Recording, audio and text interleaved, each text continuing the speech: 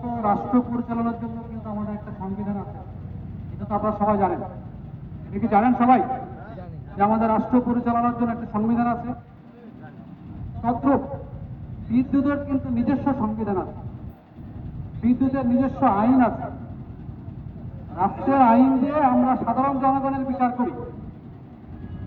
তদ্রূপ বিদ্যুতের নিজস্ব আইন আছে, বিদ্যুতের নিজস্ব সংবিধান আছে। সেই সংবিধান এবং আইন অনুযায়ী বাংলাদেশের প্রতিটা নাগরিক বিদ্যুতের সুবিধা ভোগ করবে, এটা স্পষ্ট লেখা আছে। এই যে আমরা বিদ্যুৎ থেকে পিছিয়ে আছি, আমরা যে আমাদের সমস্যাগুলো তুলে ধরি নাই বা কথাগুলো বিভিন্ন জায়গায় যেতে পারে নাই, যার কারণে হয়তো আমরা বিদ্যুৎ থেকে বঞ্চিত হয়ে আছি।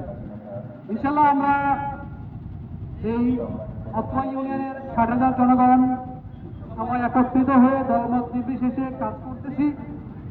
আমরা সঠিক জায়গায় আমাদের চরকে উপস্থাপন করেছি এবং তারা আমাদেরকে আশ্বস্ত করেছে যে এই চরাঞ্চলে বিদ্যুৎ যাবে। আমরা এই বিদ্যুতের জন্য বিগত প্রায় 1 থেকে 1.5 বছর থেকে আমরা কষ্ট করে যাচ্ছি। সরকারে যদি পেতে হলে আপনাকে একটু ধৈর্য ধরতে হবে, আপনি ইনস্ট্যান্ট কোনো সুবিধা পাবেন না।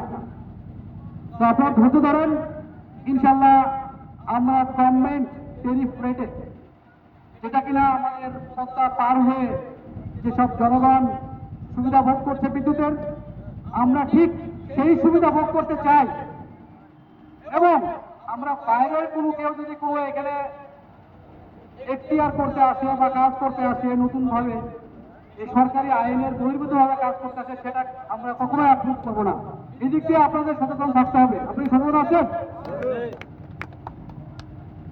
আরেকটু বলি যে বিদ্যুতে আমাদের বিষয় পিছিয়ে থাকার কারণ হচ্ছে টাকার বিষয়টা। আমাদের এখানে টেকনিক্যাল স্পেকে অনেক কিছু বলা হয়েছে যে কিভাবে বিদ্যুৎ আসবে। বিদ্যুতের খরচগুলো দেখা যাচ্ছে যে অনেক বেড়ে গেছিল। কেউ বলে 100 কোটি, কেউ বলে 80 কোটি, কেউ বলে 70 কোটি।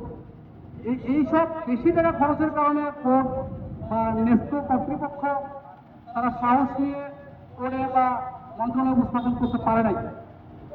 পরবর্তীতে তাদেরকে আমরা যারা বিদ্যুতের সঙ্গে কাজ করতেছে, আমি নিজেও বিদ্যুতের সঙ্গে আছি, বিভিন্নভাবে তাদেরকে বুঝিয়েছি।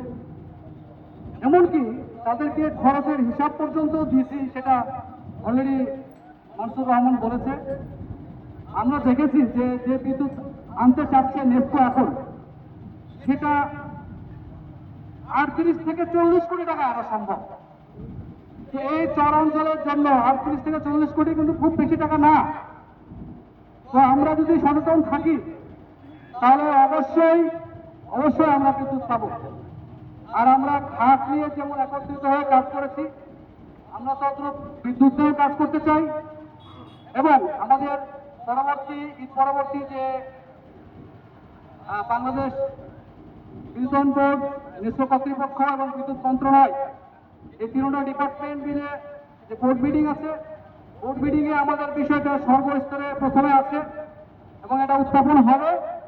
উত্থাপন হয়ে যদি বেটার আউটপুট না আসে, তখন আমাদেরকে পরবর্তী ব্যবস্থা নিতে হবে।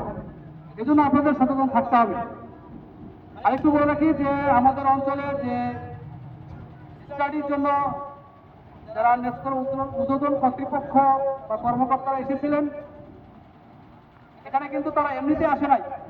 এটা কিন্তু বিদ্যুৎ বিভাগ থেকে একটা প্রেসারাইজ ছিল।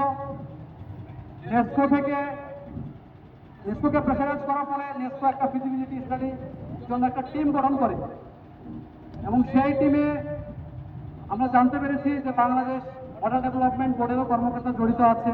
তারা যেহেতু এই নদীতে বিদ্যুৎটা নিয়ে আসবে, নদীর গভীরতা বা নদীর ক্যারেক্টারিস্টিক সম্বন্ধে জানার জন্য তাদের কাছ থেকে সহযোগিতা নেওয়ার জন্য একজন প্রতিনিধি রাখছে। যেহেতু এখানে অনেক ফাংশনাল ওয়ার্ক হচ্ছে, আশা করি আমরা বিদ্যুৎ পাবো। তো আমি বিদ্যুতে সবাইকে একটা কথা বলতে চাই যে আপনারা সচেতন থাকুন।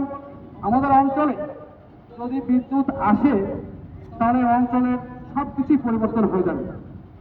শিক্ষা, ব্যবসা, বাণিজ্য, স্বাস্থ্য।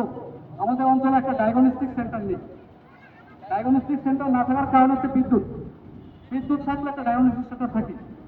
এই ডায়াগনস্টিক সেন্টার থাকলে আমাদের শহরাঞ্চলের যে সেবাগুলো আছে সেই সেবাগুলোর জন্য কষ্ট করে পারে যেতে হতো না, আমরা ইজিলি সেবাটা পেতাম এবং আমাদের এই চিকিৎসা সেবা উন্নত হতো আর কি চরাঞ্চলে।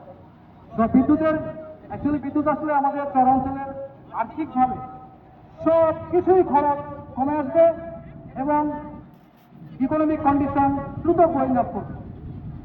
তো আমি সবাইকে অনুরোধ করব যে বিদ্যুতের বিষয় নিয়ে আমরা আপনাদেরকে সময় মতো সবাইকে জানাবো এবং সক্রিয়ভাবে যখনই বলবো তখনই যেভাবে স্টেপ নেওয়া প্রয়োজন আমরা সেভাবে স্টেপ নিব এবং অত্র জনগণের 10,000 জনগণ না 60,000 জনগণকে রাজশাহী যেতে হবে এবং রাজশাহী যে বিদ্যুৎ অফিসে আন্দোলন করতে হবে। আমাদের বিদ্যুৎ চাই, কারণ বিদ্যুৎ আমাদের মৌলিক অধিকার। আপনারা কি রাজি আছেন? এই চায়ে বিদ্যুৎ আসলে সব কিছু পরিবর্তন হয়ে যাবে, এই জন্য আপনাদের সোচ্চার থাকতে হবে ইনশাল্লাহ।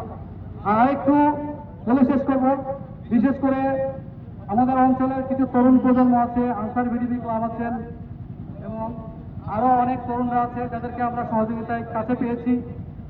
বিদ্যুতের জন্য তারা অনেক আমাদেরকে সহযোগিতা করেছে। আমি হয়তো প্রত্যক্ষভাবে কোনো কাজ করি নাই, তাদেরকে দিয়ে কাজ করাইছি এবং তারা কাজ করেছে এবং তারাই বলবে যে বিদ্যুৎটা কিভাবে আনা যায় এবং তাদেরকেও একসাথে কাজ করতে হবে। তাই আমি যারা ইয়াং জেনারেশন আছে অত্র অঞ্চলে পিডিবি ক্লাবের সদস্য আছে তারাও এই বিদ্যুৎে যাতে কাজ করে এ বলে আমি আমার বক্তব্য শেষ করছি। আসসালামু আলাইকুম।